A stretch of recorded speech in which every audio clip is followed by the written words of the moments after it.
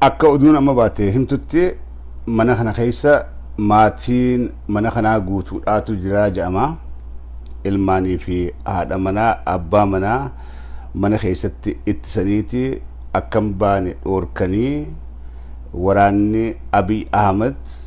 ilmaan Oromoodha daa'imaa fi haadha abbaa walitti harka hidhee akka ibiddan baqanne ibiddaan gubaadhaa jira. Waan kana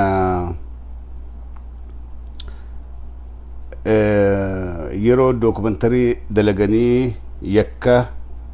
shaniidhaa janii irratti hojjetan yakki mootummaan Abiy Oromoo irratti godhaa jirtu gabrummaan kana olii tasuma hin jirtu. Namni ilmi namaa osoo lubbuun jiru mana keessatti qabamee ibiddaan gubachuudha ol gabrummaan hamtuun arra addunyaan maanta keessa jiru hora keessa ilmi namaa akkas ta'uun hin jirtu. Ummata Oromoo irratti gabrummaa deemu jirtu rakkina ummanni Oromoodhaa keessa jiru mootummaan tun maal godhaa akka jirtu Oromoo tana fuuldurallee akkam godhuudhaaf akka teessu asirraa arguun hedduu laafaadha. Ilmaan Oromoodhaa ara dhaamsi kiyya warra mootummaa kanaan mormuuf osoo hin ta'in warra mootummaa kana deeggaruuf hin dhaamsa qaba. Warra mootummaa kana deeggaruuf warri mormu akka kiyyaa mormaadhaa jira. Yooni qalbii namummaadhaa qabaan yoo rabbiin nama godhee nu uumee jiraate arraan tana waraanni Abiy dhoysaa maleedha ilma namaa kamana keessa gubatu suuraa maddinna kaasaa hulaatti olitti saadhaa hulaatti cufee mana keessatti ilmaan Oromoodhaa gubaa jira. Manni gubatu kun mana qotee bulaadhaati, mana hiyyeessaa, mana nama qawwee hin qabne. Ilmaan gubachaa jiran kun ilmaan daa'ima waa'ee siyaasaadhaan beeyin, waa'ee mootummaadhaan beeyin, ijoollee lafaa kaatuutu mana kana keessatti gubachaadhaa jira. Obboleeyyin kiyya warreen mootummaa tana deeggartan, warreen biltsiginnaa deeggartan, yoo dhugaa humaanitiin isinitti dhagamte, yoo dhugaa nama taatanii rabbiin isin uume,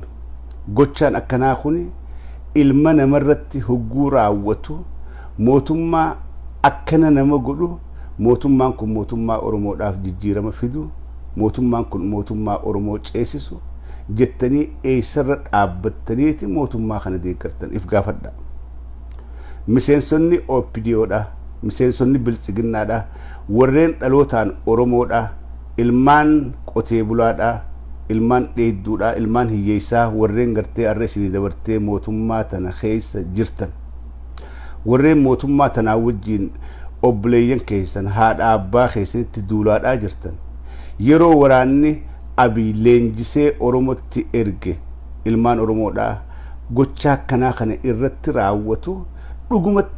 dhugumatti eessarra dhaabbattanii deeggartan. This is not politics. Waniin ammaan tana haasoo jiru politikaadhaa miti. It is humanity. Nama ta'uun gayaadha. Nama hiyyeessa nyaateen quufin mana keessatti hulaatti cufanii harka duubatti hidhanii ibiddatti qabsiisuu dura dhaabbachuudhaaf fi mormuudhaaf nama ta'uun gahaadha. Waa'ee politikaadhaa achi qabaatti dhiisa. Miseensonni jaarmee kanaa, deeggartoonni jaarmee kanaa warreen Abiy Ahmed irraa abdii qabdan, warreen mootummaa biltsiginnaadhaa lakkii yakkan dalayne yakka dalagaa jiru shaniidhaa gujettan arra ragaan viidiyoo tana gubbatti waraanni kun waraana mootummaadhaa tahuu ragaa jarri kun viidiyoo irratti haasawaadhaa jira, dubbachaadhaa jira.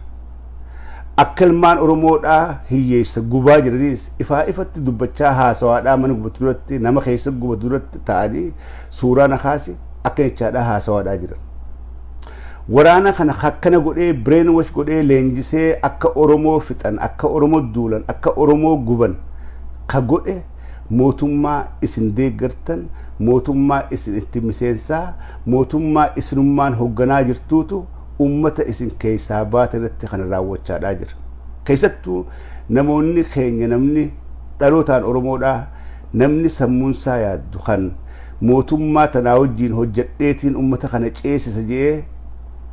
wallaalaanis ta'ee beekumsaa mootummaa tanaa wajjiin dhaabbattee jirtu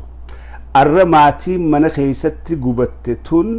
yoo maatii teessan taate yoo ilmaan keessan tan arra harka hidhamee mana keessatti ka gadin baane godhamee mana keessatti guban kun yooni haadhaa fi abbaa keessan ta'e what do you think maal yaaddan maaltu si dhagam what do you feel waan kana arkanii mormuudhaaf oromoo ta'uun dirqamaa miti ilma namaa ta'uun garuu murteessaadha nama sammuu qabutanii dhalachuun ilma namaa ta'uun murteessaadha viidiyoon kun waraanni kun dhaadachaadhaati gumnee jirraa akka gadin baane ibidda kana hularra qabsiisaa jechaa jiran yoo qalbiin dhageeffadha yeroo 5 fi 6 irra deebi'ee waan isaan jan kana baruudhaaf dhageeffadha ibidda karaa hulaa kanatti heddummeessaadhaa deeman ibidda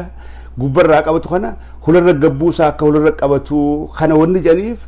namni keessa jiraachuu ragaadha nama keessa jira namni kun akka baqatee gadin baane ibidda kana karaa hulaatiin shabjaa qabsiisaadhaa jechaa jiran obboleeyyan kiyya lubbuun ilma oromoodhaa takka du'aaf gubachaadhaa osoo jirtu ilmi oromoodhaa dhaabbatee gubbadhiichisuun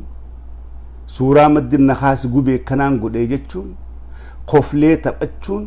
dhugumatti arra yeroo tana keessa ni jirra yeroon amma keessa jirru yeroo akkanaati oromoon oromoo gubdee dhiichisaadha oromoon oromoo gubdee arra namni qalbii qabu kan mootummaa tanaa wajjiin wallaalaan seene mootummaa tana dura dhaabbatee ni mormaa jeetiin abdii qaba hoggantoonni OPDO miseensonni OPDO deeggartoonni OPDOdha dubbii tana ija siyaasaadhaati wal moohuudhaaf adeemsa keenya kana keessaa bayaadhaati ija namoomaatiin laala ija namoomaatiin yoo dubbii tana laalle dhugumatti mootummaa ummata kana gootu an mootummaan oromoo ta'eedhaaf miti mootummaan abiyyoon ummata amaaraa kana goote duraan dhaabbadha hin deeggaru mootummaan abiyyoo ummata sidaamaa kana goote duraan dhaabbadha hin deeggaru maaliif nama taheetiin dhaladhe namummaan na dhagama nama lubbuu akka tiyyaa qabu nama ilmaan akka kiyyaa qabu nama maatii akka kiyyaa qabu ilmaanii wajjiin mana keessatti ol deebisanii gubuudhaa ol yakki tokkolleen addunyaa kanarra hin jiru this is complete genocide wanni oromoodhatti deemu jiru kuni silaa ibsamee genocide ol wanni jan jiraatte waan sinii olii san ta'a jechuudha obboleeyyan siyaasaadhaan wal mormuun siyaasaan wal dura dhaabbachuun noormaaliidha rakkoon qabu namni siyaasaan wal mo'achuun siyaasaan wal dorgomuun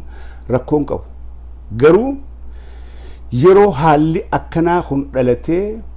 guyyaa adii mana nama siviiliidha abaa'uudha deeggarta yookaan waraana deeggarta jechuudhaan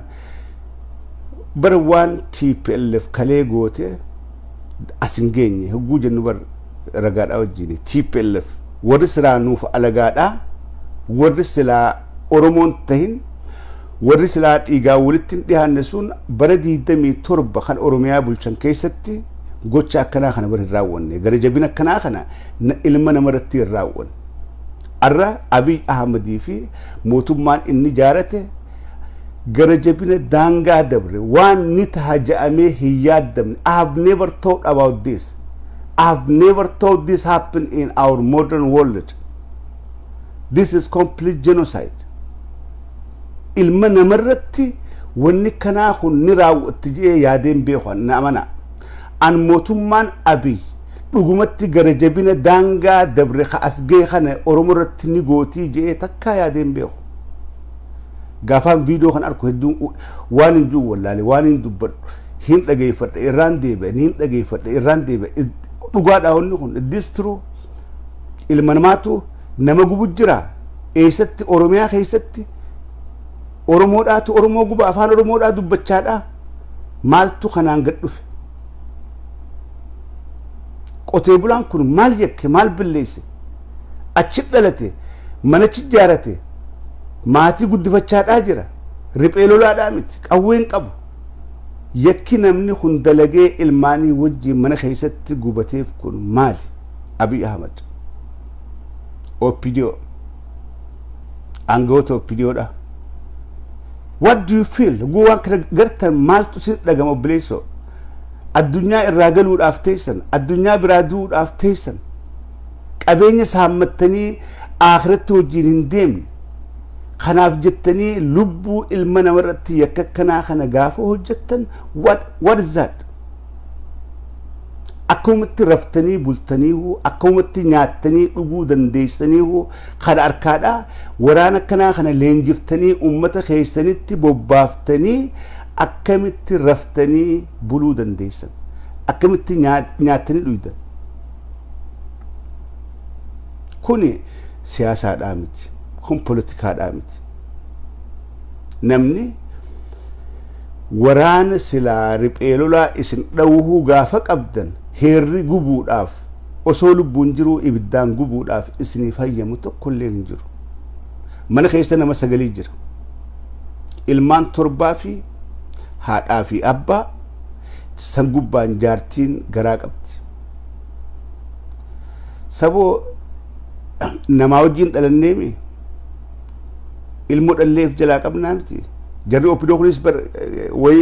way shayxaana gosa kophaati yoo yaa namumaami yoo nama taatan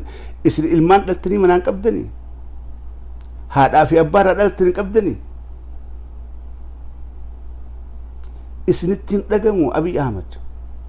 gara jabina daangaa kana ga'e addunyaa irratti takkaa arkeen beekon kuni akkuma itti ja'anii ibsanuu akkatti dubbataniis nama dhiba ilma namarratti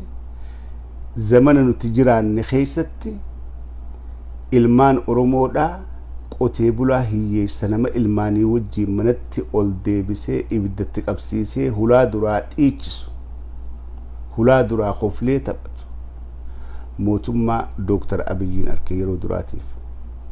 it is very sad I'm heartbroken akkatti ja'anii ibsan hin qabdu jechaan je'ee ibsuun hin qabu osoo nuti addunyaa kanarra jirru jireenya keenya keessatti waan akkanaatis garre TPLF ama 27 himachaadhaa turre daangaa ammaan tanaa kana hin geenye bakka ammaan tanaa bakka Abiy amata lamatti gee kana TPLF ama 27 himachaa turre hin geenye obboleeyyan kiyya warreen dhiigaan Oromoodhaa warreen mootummaa tana dhugumaan nuuf dabarsaadhaaf deeggartan please deebi'aadhaatii iflaala hoggantoonni OPDOdhaa warreen Abiyyi wajjin dalagaadhaa jirtan yoo dhugatti dhala Oromoodhaa taatan yoo dhugatti fincaan Oromoorraa dhalattan yeroon deebitanii itti iflaaltanii sa'an maaliin godhu jiraa mootummaa akkamii wajjin dalagu jiraa mootummaan tun karam deemaadhaa jirti yeroon itti if gaafattan ammaan tana arra haasofni kiyya isin laallata miseensota OPDO biltsiginnaa hogganoota biltsiginnaadhaatii fi deeggartoota biltsiginnaa qofa laallata dokumentari dheengadda OBN gubbatti Abiy Ahmed dalagee ololaaf Oromoodhaan sobuudhaaf gadhiise keessa maaliif dhugaatan hin galchinaa akka isin nama godhu jirtaniis dokumentariin seenaa haqarratti hundaawee jechuudha waan biraatii miti seenaa dhugarratti hundaawee yoon akka mootummaa dhiheessitan gochaa waraanni keessan ummata Oromoo irratti raawwachaadhaa jiru kana dhoysitanii diraamaan dalaydan kun maaliif barbaachisa an dhugaa isiniimuudhaaf waan hin dhaga'u hedduu karaa politikatti jijjiireetiin laata politikumaaf faajeetii yaaduu ture laata politikumaaf godhamaa ja'anii jeetii yaaduun ture garuu arraan tana eegaan viidiyoo tana arkeen booda waan hin je'ee dubbadhuu fi akkaataan itti ibsuun qabu it is really sad an hojii akkana gocha akkana niin arkaa jeetis takkaa yaadeen beeku garuu jiraadheetii arke Abiy Ahmed jalatti argeen jira zamana biltsiginnaadha arkeetiin jira gara jabinaa fi jibbaa bulchinsi Abiy Ahmed Oromoo irraa qabuu fi diinummaa isaan Oromoodhaaf qaban ifaa ifatti garree jira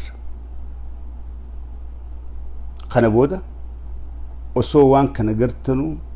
osoo gara jabina kana gartanu warreen mootummaa kana deeggartan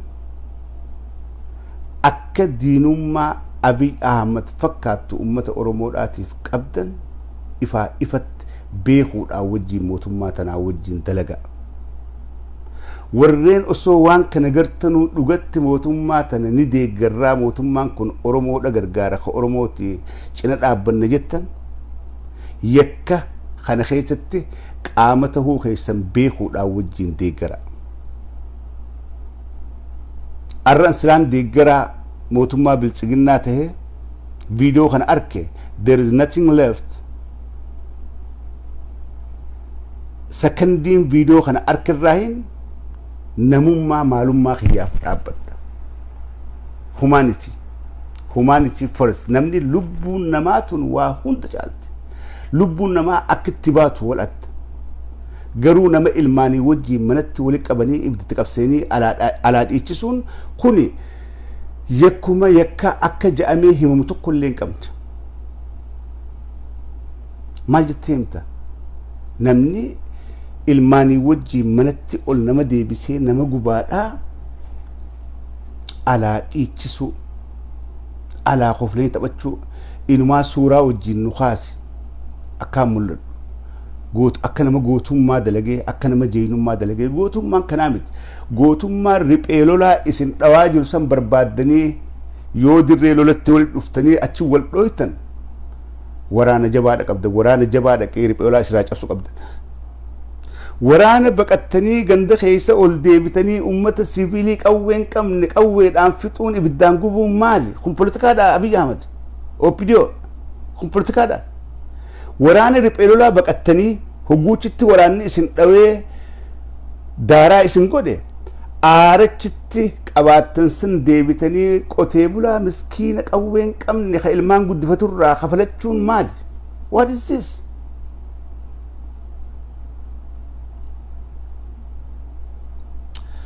kuni waan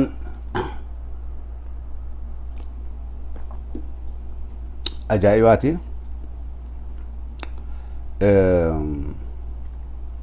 kana wanni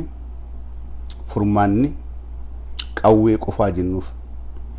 kana wanni humna ta'uun dirqama jennuuf lola dhaabbiin qabne Oromoo irratti banee jira Abiy Ahmed Oromoo kan akka gaariitti hubadhaa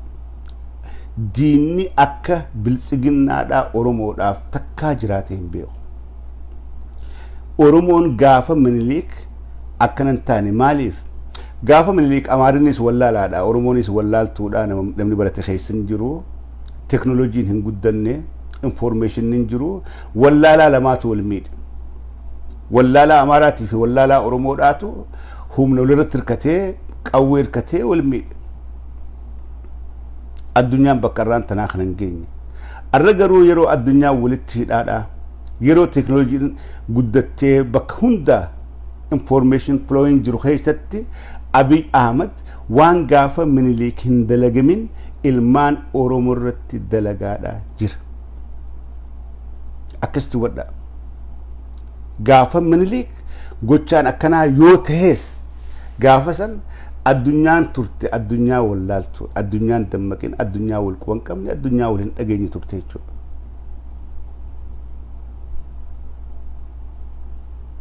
so an yeroo hunda wanni kanaa kun waa lamaaf gaariidha viidiyoon akkanaa kun gadhiifamuun takka akka achi keessaa hiis qabsaa'onni Oromoodhaa warri saba ifiitiif laalatu ka viidiyoo tana kaasee irraa gadhiise nama quuqama saba fi qabu nama roorroon tun saba sarragahu hin hayyamne tahuu raga akka waraanni bilisummaa Oromoodha isin keessa beeta mangistii dhiyootan haaseen ture beeta mangistiidhaas waraana bilisummaa Oromootu isin bira jira namni Oromoo ta'ee dhalate hundinuu qabiltsiginnaa keessa jiru qabsoo Oromoodhaatiif waa gumaachuu danda'a viidiyoon arraan tana baatee fi viidiyoon dhiyeenya kana gaafa gurbaa qotee bulaa qabanii lafatti dhiitaa ka'e lafaa himi janiituman sun wal fakkaatti viidiyoon lachuutuu baatee jirti hugguu isin waan akkanaa gootan silaa isin akka fedhii keessanii dubbii kanan baaftan iciitii kanan baaftan garuu warra saba fiitiif naatoo qabu warri garaan gubachaadhaa isinii wajjiin dhaabbatu ka Oromoodhaaf yaadu isin keessa jiraachuu hin dagatina akkasumatti Oromoon isin keessa jirtu waraana bilisummaa Oromooti sabboontuun isin keessa jiru arraciitun tun silaa hizaaba raciitii eegamtuudha nama wali qabanii mana keessatti ibiddaan gubaadhaa mootummaan viidiyoo waraabdee gadi hin dhiiftu sabboontonni Oromoodhaa garuu achi keessa ta'aniiti viidiyoo waraabanii waan waraanni Abiy Ahmed ilmaan Oromoodhaa godhaadhaa jiru gadhiisanii jechuudha akka uummanni addunyaan gartu kuni ragaadhaaf addunyaa irra dhiyaata Abiy Ahmed dheengadda Nobel Peace Prize fuutee arraan tana yeroo gochaa akkanaa kana uummata irratti raawwattu wanni kun siif dabartii siif haftii do not ever think about that do not ever think about that Oromoodhaatu lafarraa haxaawamee bada malee maqaa Oromoo ju'uutu addunyaarraa haqama malee gochaa akkanaa kana raawwattee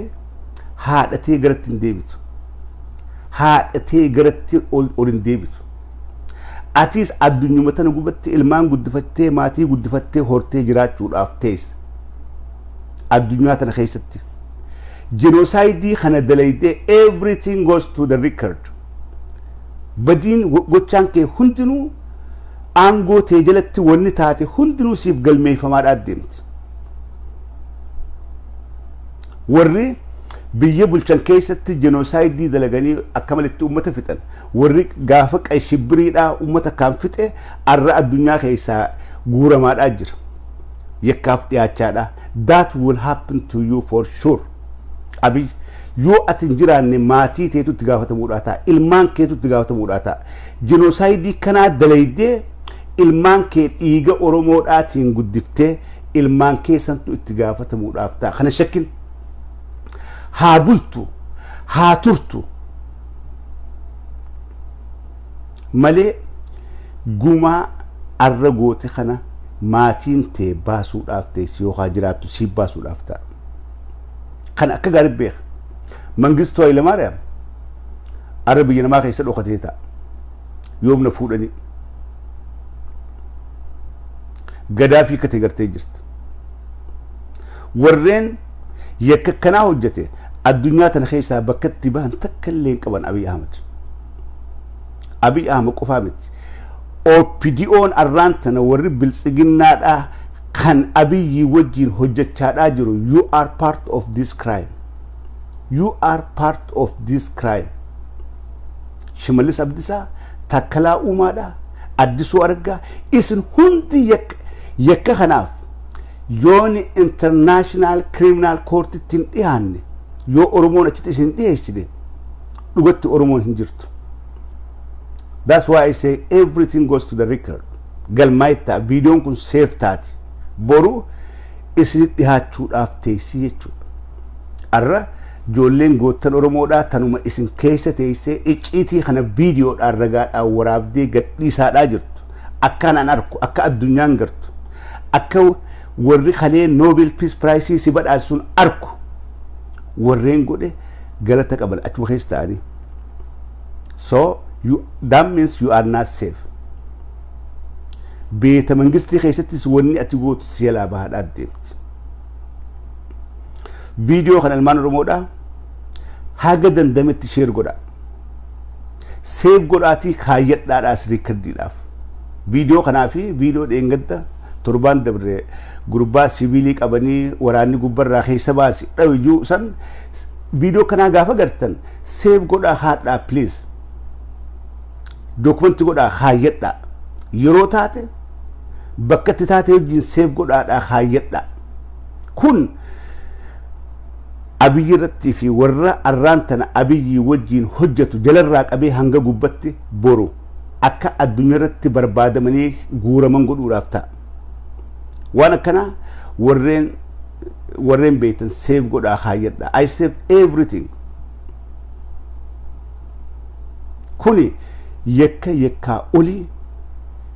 yakka silaa Oromoon dhagama qabaatti arraantan. Silaa humna qabaan dhagama qabaanne yakka ammaan tana Abiy Ahmed achirraa fuusisee international criminal court dhiyeessu ta'uu badha. Kuni genocide. Oromoo irratti wanni deemaa jira. Kan viidiyoon hangana harkaa baate kan viidiyoon hin bahin kan dhoysaadhaan godhan meeqaa jira asirraachi yaada Oromoo. Kun viidiyoodhaan jalaa gabbee bakka warreen sabaaf naatoo qaban hin jirretti bakka hedduu karaa Wallaggaa fi Gujii keessa warri ergaa jira warra lammiidhaan Amaaraati. Amma bakka lammiin Oromoo jirtutti keessa waraabeeti viidiyoo gadhiisa. Bakka lammii Amaaraa qofatti erganitti yakka akkamtu godhamaa think about that. Think about that. Gaafa barattoota Amaaraatu Wallagga keessatti Dambidoolotti butamee qabamee gaafa jedhan waraanni Asaaminoo Tsiggeedhaa leenjise akka Wallagga seenee uummata Wallaggaa fixuudhaaf haala mijeessuudhaaf diraamaa san dalagan. Waraanni seenee jira waraanni Amaaraa. Yeroo bakka Oromoo keessa bakka waraanni Amaaraa seenetti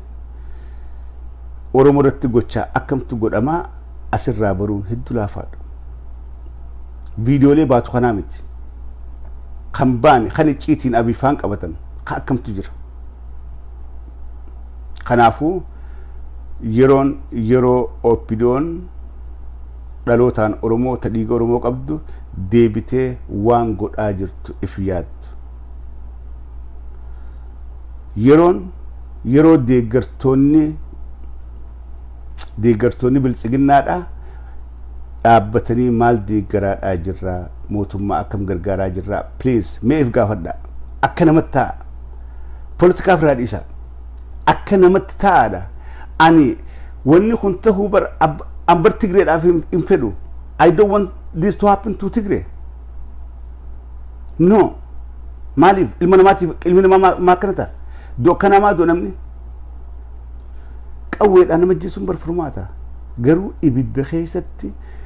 ijoollee daa'ima hidhanii harka hidhanii ibidda keessatti gubuun yakki kanaa olii jira addunyaarra. I don't think so. Injur takka biyya addunyaarraa haga addunyaarra jirru takka dhageenyee hin beeknu waan akkanaatu ilma namarratti godhamee takka dhageenyee hin beeknu. Arra Oromoo irratti Abiy Ahmedii fi nafxanyaan waan akkanaatti dalagaadhaa jiran. Oromoo geerredi qophaa'e ilmaan Oromoodhaa qophaa'a. Live irraa lallabuu qofaa miti. Live irraa suuraa ashaanguliitii walii hiruudhaa miti. Maatii teetiif hidhachiisi waan ifiin eegan yooni haalli kanaa kun mudate harka maratee ol deebee markeetti ibiddaan gubachuudhaa turre jiraaf. Yaa Oromoo qophaa'a wanni as deemaa wanni nu dhufu jiraa hedduu badduudha. Wanni kun mana hunda seenuudhaaf teessi. Oromiyaa guutuu wal ga'uudhaaf teessi. Amma Gujii keessatti taate torbaan kute Gujii keessa Wallagga keessa Harargetti nama qaleetti bineensaa kennan. Ilmaan Oromoodhaa mana maatii teessaniitis warri viidiyoo ilaalaa jirtan mana maatii teessaniitis wanni kun seenuudhaaf teessi. It is time to prepare ourselves, our family. Namni akkatti if eegu arra maatiin tiyyaa fi an mootummaa tan jalaa nagaan lubbuun teenye ni baatii hidhagaa fi ilmaan Oromoodhaa. Oromoon if shakkaadhaa jiraatti. Yoom dhufanii najjeessanii, yoom dhufanii na fuudhanii, yoom dhufanii ilmaan kiyyaa wajjin na galaafatanii if shakkaa jiraatti. Obboleeyyiin kee qophaa'a. Oromoon lola hamaa keessa galtee jirti. Oromoon diina hamaa jalatti kuftee jirti. Oromoon diina hamaa naasuun qabneef jalatti kuftee jirti. ilmaan oromoodhaa if qopheeysa diina manatti isinitti dhufe akkami firraa ittifnaa akkami firraa dhoorkinaa silaayis najjeesa eega najjeesuudhaa deeme kamittiin duuqabaa du'ateessan tolfadhaa ilmaan keessan defend akkamittiin godhuu dandahaa diina manatti ilmaan kiyyanna dhufe diina manatti dhufee ilmaanii wajjiin hidhee najjeesuudhaa deemu akkamittiin firraa ittisuu dandahaa isin warri ala jirtanii fi warri keessa jirtaniis maatii teessan qopheessaa.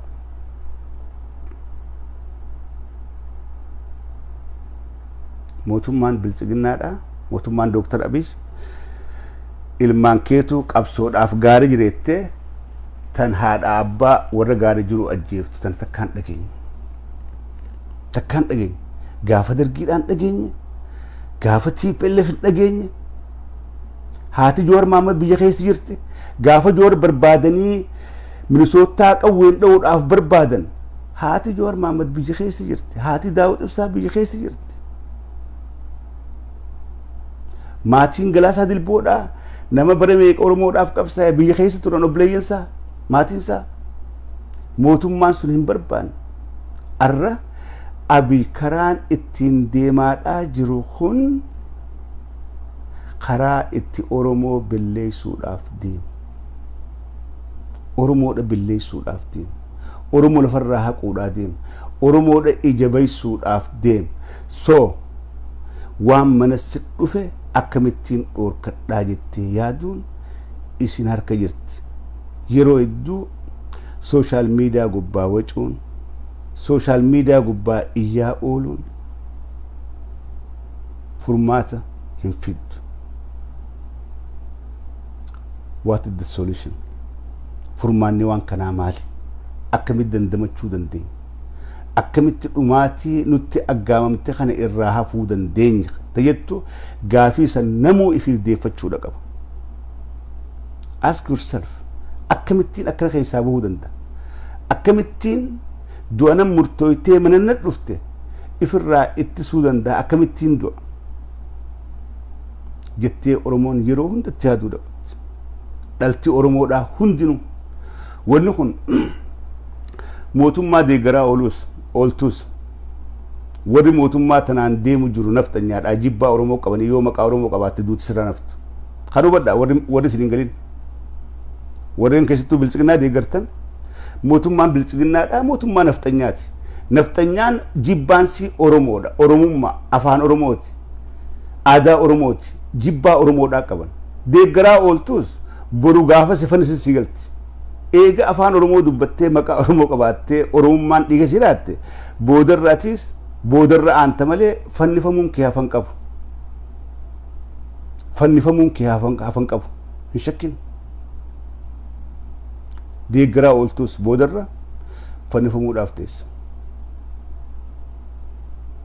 so itti yaadi mootummaa akkamiin deeggaraa jira mootummaa akkam keessattiin qooda fudhee hogganaadhaa jira waan jiru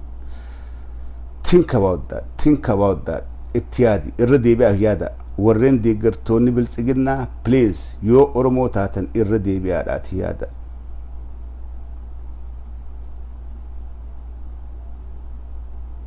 Fayyaa ta'aa jiran tura.